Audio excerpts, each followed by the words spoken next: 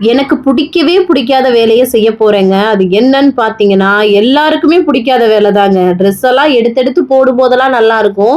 நேத்து ஒரு ட்ரெஸ்ஸ தேடுறேன்னு சொல்லிட்டு கெளச்சு போட்டேங்க எல்லாத்தையும். அது ஃபுல்லா அப்படியே குபேரமேடு மாரி கிடக்குது பாருங்களேன். இது எல்லாத்தையும் எப்புட்றா மடிச்சு வைக்கிறதுன்னு மத்த வேலைகள முடிச்சுட்டு, இத வந்து மடிச்சு வச்சுட்டு இருந்தேங்க. அப்பப்பப்பா! எடுக்க எடுக்க அட்சய பாத்திரம் மாரி வந்துகிட்டே இருக்குங்க. நம்ம எடுத்து போடும்போதெல்லாம் அவ்வளோ நல்லாருக்கும். அது துவைக்கும்போது இந்த மாரி மடிச்சு வைக்கும்போது பயங்கர இரிட்டேட்டிங்கா இருக்கும். யாருக்கெல்லாம் இப்படி இருக்குன்னு மறக்காம கமெண்ட்ஸ்ல சொல்லுங்க. ஒரு வழியா பல மணி நேரத்துக்கு அப்புறம் இத வந்து மடிச்சு வச்சு முடிச்சுட்டேங்க.